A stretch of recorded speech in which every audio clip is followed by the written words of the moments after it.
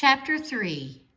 How I got to the top of the fence behind the bleachers, I still don't know. Like I said, I was in a panic and didn't know what I was doing. Anyhow, that's where Brad finally found me. I was balanced clean on the top of the fence, and Sammy's dog was bouncing around, barking his head off. Brad came running. He acted like he was picking up a rock. When Sammy's dog saw him, he tucked in his stub tail and lit out for the bushes. Brad shook his head. That dog's just like Sammy. He makes a lot of noise, but he's a coward at heart. Then he looked up at me.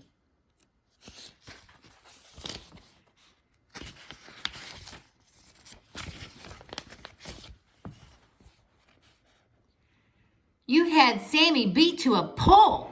That dog wasn't going to hurt you. How come you took off running like that? I was shaking so hard I couldn't answer. I knew I was crying too. I could feel the warm, wet tears on my cheek.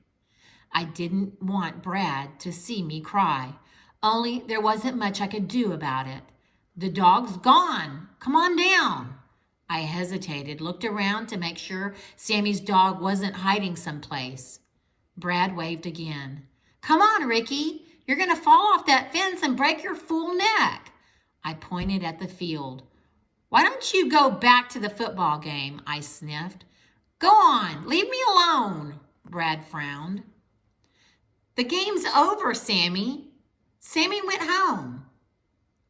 And some men came to move the sprinkler pipes and told us to stay off the field. He looked up and shook his head. Now, come on down from there or I'll shake you off. I'm going to find out what's wrong with you. It finally came to me that Brad was as bullheaded as I was. The only way to make him leave me alone was to tell him the whole story. Much as I hated to talk about it, all right. He helped me off the fence, and we walked around to the side of the cement bleachers at the stadium. Waited there until the men were finishing moving the sprinklers. When they were gone, we walked to the top of the bleachers, where from up there you could see real far. We leaned over the edge and spit a couple of times. Watched the wind whip it around and around until it disappeared out of sight before it hit the ground. We looked down on the park for a long time, pointed out different things to each other, and spit a few more times from the top of the stadium. Finally, Brad nudged me with his elbow. You said you'd tell me what happened, he reminded me. I pretend I didn't hear him, only he just punched me again with his elbow. Fine, Ricky, if you tell me, maybe I can help. I turned around and sat down on the top step. Brad sat beside me. I bit my lip and folded my hands between my knees. It happened a long time ago, I began. I don't really remember. Mostly I remember because Mama and Dad told me about it. I wasn't even as old as little Chucky is. Not even old enough to remember good, I guess. Anyhow, I was playing in the yard near our apartment one day when this big dog came trotting by.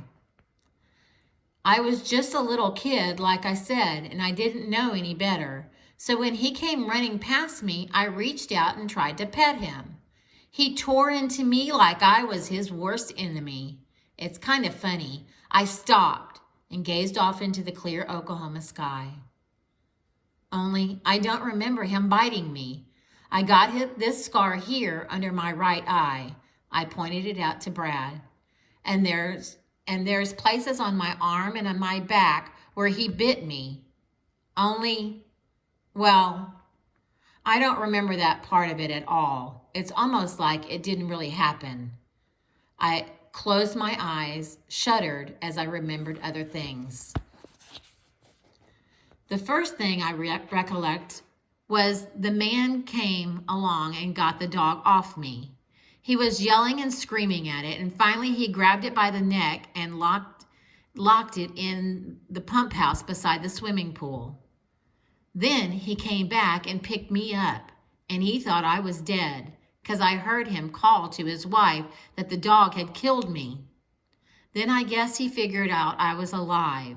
He picked me up and said something about how I was going to bleed to death. That's about when Mama came running out of our apartment. She saw me and went to crying and screaming. I guess that scared me because I went to crying and screaming too. I remember them taking me to the hospital. The doctor got this long curved needle and started sewing me up. I couldn't help biting down on my lip as I remembered that part. It hurt worse than the dog biting me. I confess, I screamed and cried and begged Mama to make him quiet, but he didn't until I had about 63 stitches in me. 2 days later, we had to go back to the hospital. The police came and got the dog of where the man had locked him in the pump house. He told that Mama and Dad that he was mad. He had a disease called hydrophobia. The doctor said the doctor said I'd have to take a bunch of shots to keep from getting the sickness and dying. I felt the tears going down my cheeks when I told Brad that part, but no matter how hard I tried, I couldn't stop. Those shots were the worst thing of all, I said. They hurt worse than the dog bites and the stitches put together. I screamed and kicked when I first saw the needle. It looked as long as my whole arm. 2 doctors held me down, and the other one gave me the shot right into my stomach. And when he put that stuff in me, it was like my whole stomach was on fire. I screamed until my ears almost busted. Only the burning wouldn't stop. It just kept hurting till I thought sure I was going to die. 2 days later, we had to go back for another shot. Then again, 2 days after that. I lost count of how many times we went back. Mama said it was 12 shots I took. But I remember the hurting.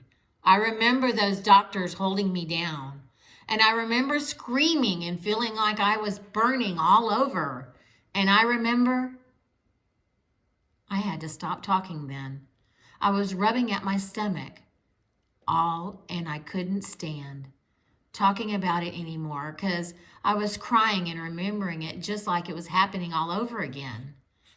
Brad must have understood how I felt. He didn't say anything to me for a long time. He didn't even look at me. Finally, I heard him let out a long sigh.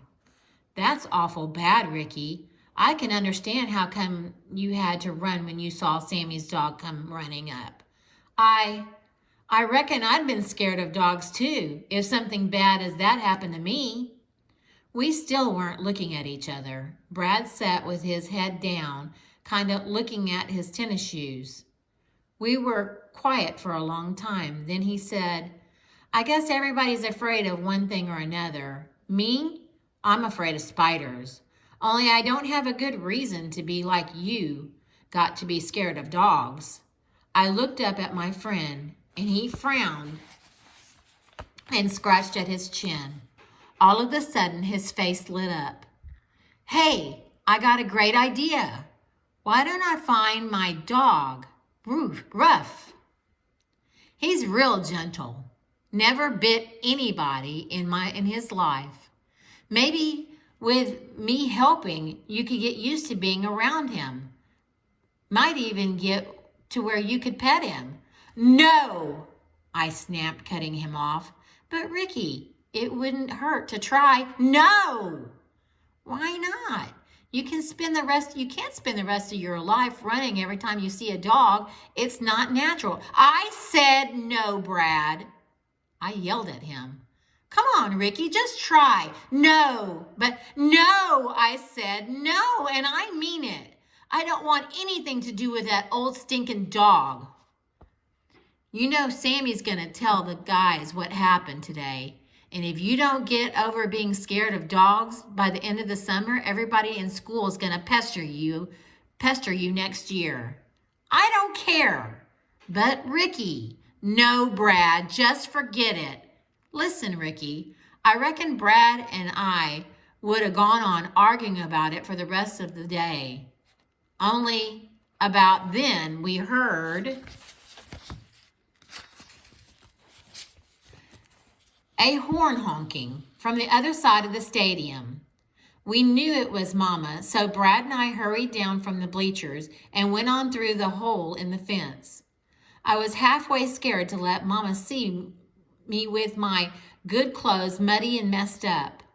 Only there wasn't much I could do but go to the car. Brad was my best friend. I always knew that, but I didn't know how good he was until we went out to the car and explained to Mama what happened.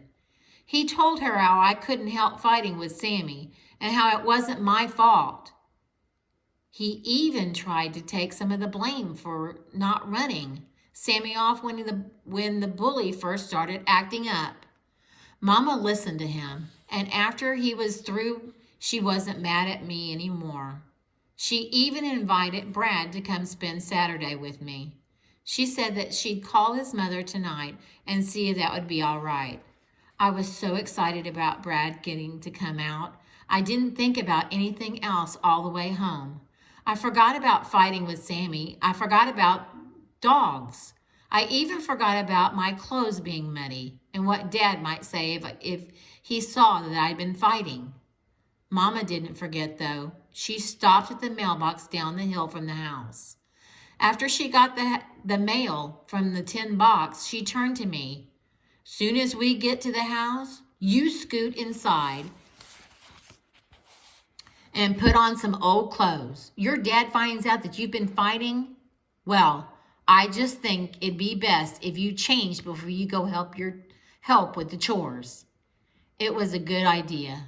Only things didn't work out like Mama and me planned. When we stopped in front of the house, I jumped out and headed for the back door. Dad was usually down at the barn this time of the day, but just as I hit the back screen, he came out the door, and I smacked square into him, mud and all. Right then, I could tell I was in trouble. He didn't say anything, but I knew by the look on his face. Real quick, I jumped back, sort of turned sideways, trying to hide the muddiest side of me. Only it was too late. He looked over me, up and down, then sort of sighed, and his eyes got real sad looking. Without a word, he walked on toward the barn. I knew he was mad, and when I saw Mama trailing after him, I'd hoped maybe she could make him understand what had happened. Boy, was I ever wrong. Chapter 4. By the time I got my clothes changed and started downstairs from my room, I wasn't so worried about Dad being mad at me. There wasn't anything for me to be ashamed of. After all, it wasn't my fault that Sammy Derlinger was a bully. It wasn't my fault he picked a fight with me. Dad was sure to understand. Mama met me in the kitchen right off. I could tell that she was worried about something. Your dad wants you to stack that load of oat straw that he bought day before yesterday, she said. It's up in the barn. She paused, glanced out the kitchen window. Your dad went down by the stock pens. Maybe if you work real hard and steer clear of him, he'll cool down by supper time. Cool down? I yelped.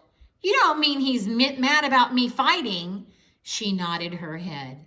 You know your father doesn't take to fighting.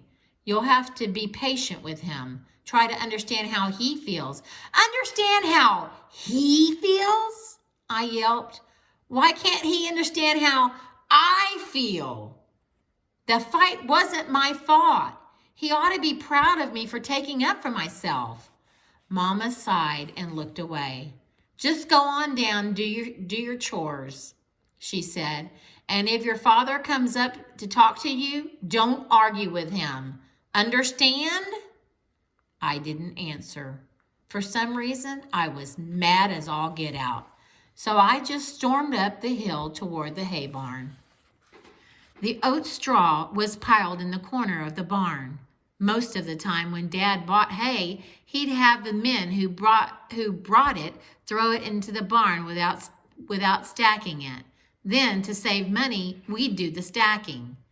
The big bales of alfalfa hay were too heavy for me to tote around, so Dad stacked them. But the brown bales of oat straw and wheat hay were light. And since I could handle those without too much trouble, stacking oat straw was the one of my big chores around the place. When I saw the way those men had thrown the hay into the barn, I decided it was a bigger chore than I'd planned on. There were about 50 bales of oat straw jumbled and thrown on top of one another. The messy pile was right in front of the door, and I had to climb over it. To make matters worse, the stuff was down to the end of the barn where Dad stacked the alfalfa. That meant that I'd have to drag each bale clear to the other end of the big barn so it wouldn't get mixed up with the alfalfa. If I hadn't been so mad, I might have gone to ask Dad if he would help me. But as it was, I grabbed hold and started to work by myself. The more I thought about it, the madder I got and the harder I worked.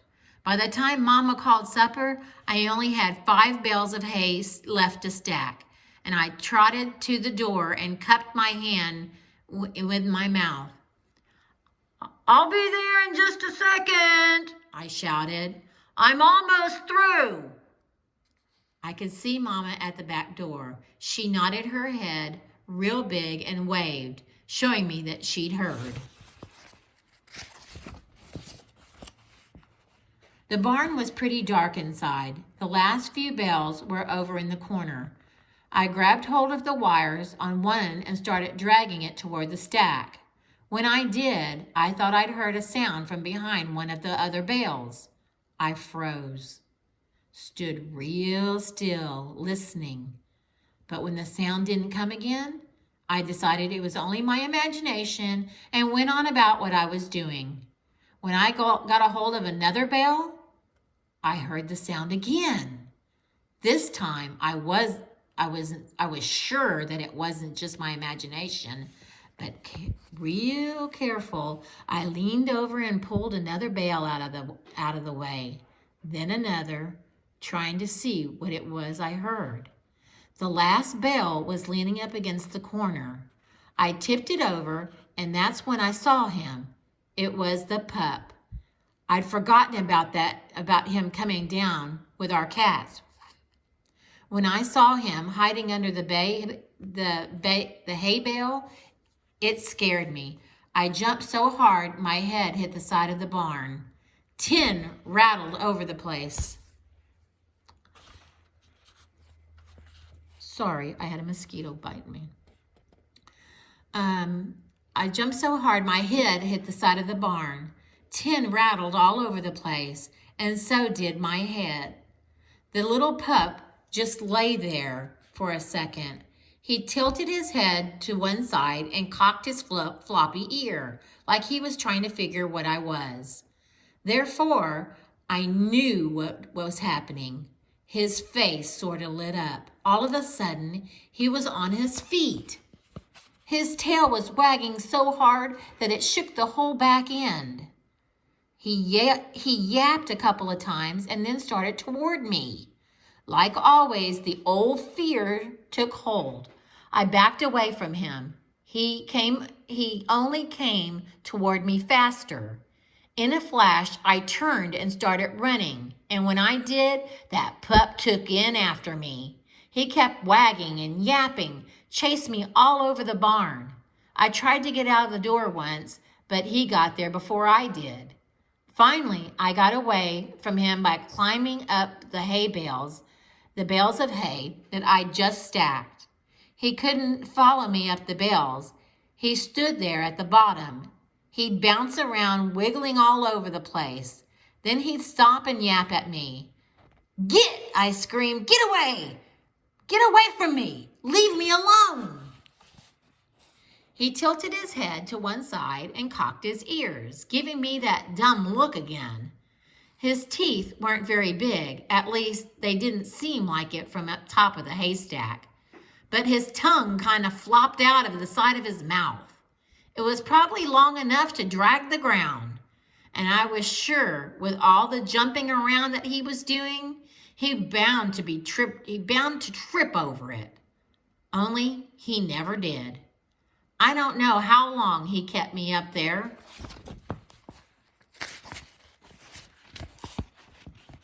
Mama called dinner again. I was scared to yell for help. As it was, I was in enough trouble with Dad, and if he had to come up and rescue me from this little pup, I knew sure he'd be mad as blazes. I didn't know what to do. "Get!" I screamed again, and I raised my fist and shook it at him. "Get, or I'll beat your head off." He just lolled with that long, sticky tongue out and cocked his ears again. Next, I got my feet behind one of the hay bales and rolled it off the stack, and it hit with a thud. Dust and old dry hay belched up around it. For a second, I sort of felt bad, figuring I'd squished the stuffing out of him. But when the dust cleared, there he was. He was still bouncing around, wagging that bushy tail.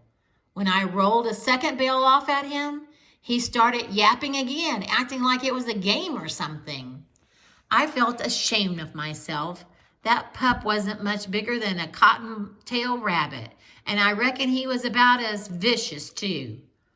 Only being scared of dogs like I was scared to come down. Even if he was little and scrawny, he was still a dog, and I have good reason to be scared of dogs. You could have kept him there for the rest of the night if it hadn't been for Mama.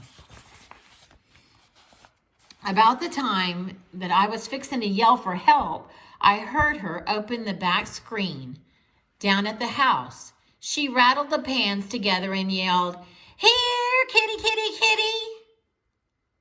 The pup stopped looking at me and turned toward the door of the barn. When Mama called the cats again, he lit out for the house like somebody set his shaggy tail on fire with a match. I waited for a second and then climbed off the haystack. At the door of the barn, I looked to make sure that he was headed for the house. Then I lit out in a big circle so I could come into the front of the house instead of the back where the dog was. Just about the time I got to the front door, that pup must have got to the feed bowl where the cats were eating. You never heard such a commotion in your life. Even with the other cats in the house, I could hear the cats squalling and spitting. The pup yapped a couple of times and then yelped real good. He kept right on yelping as his voice trailed off toward the barn. I felt proud of the cats for running him off again. Mama and Dad were standing by the back screen watching. I scooted into my place at the table and waited, like I'd been there all along. Mama shook her head and turned back toward the table.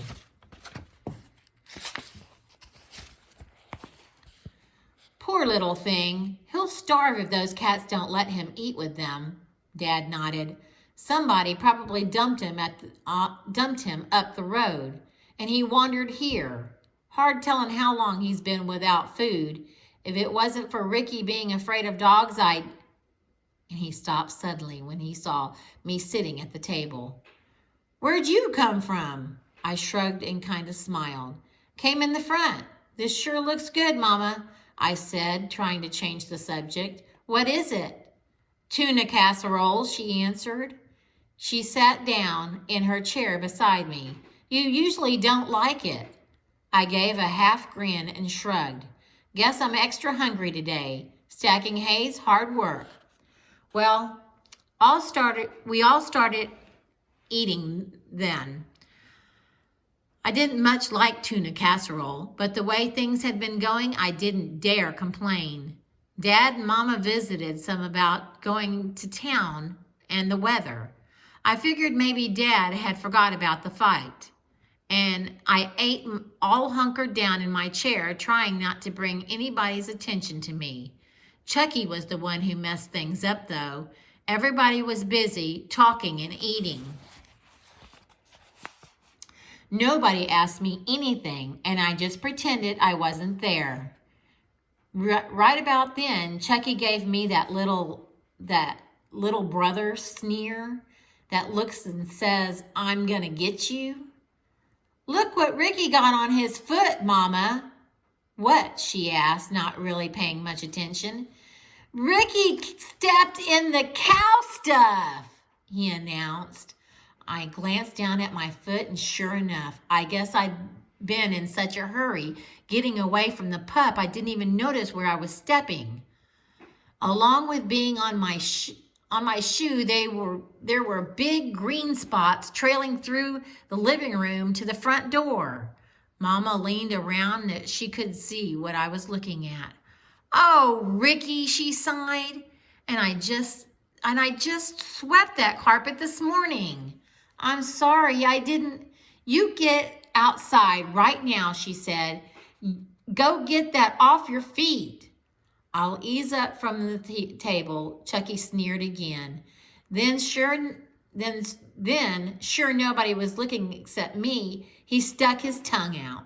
One of these days, I thought, I'm going to tie a knot in that tongue of his. Now, it wasn't the time, though I was in enough trouble as it was. Besides, if I so much as looked mean at him, he'd yell and I'd catch it. Without a word, I went on outside like Mama said. Just as I feared, Dad started asking me about the fight when I got back. I told him as best as I could that it wasn't my fault, only it didn't seem to make him any happier. He made me tell every bit of it, even though I didn't want to. I knew by looking at him he was in no mood for me to fool around and not answer. How did it end? He asked. I kind of bit down on my lip. Well, I was whooping him good and he snapped, go on. And then Sammy's dog came running up and started barking at us. I got scared and ran. Where to? Round back the stadium. I climbed up on the fence. Dad looked away and shook his head. I slammed my fork down on the plate. I couldn't help it, I said. I can't help being scared of dogs, and I couldn't help getting in that fight either. It wasn't my idea. Dad whirled around in his chair.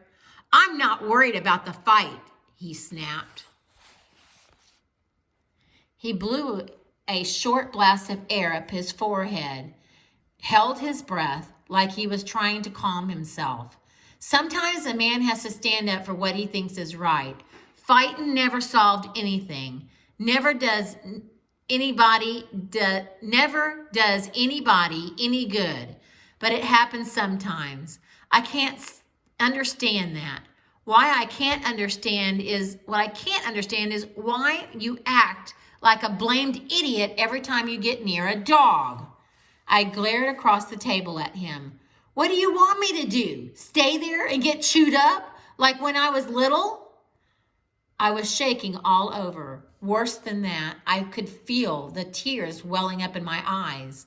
I was mad at Dad for getting on to me for something I couldn't help.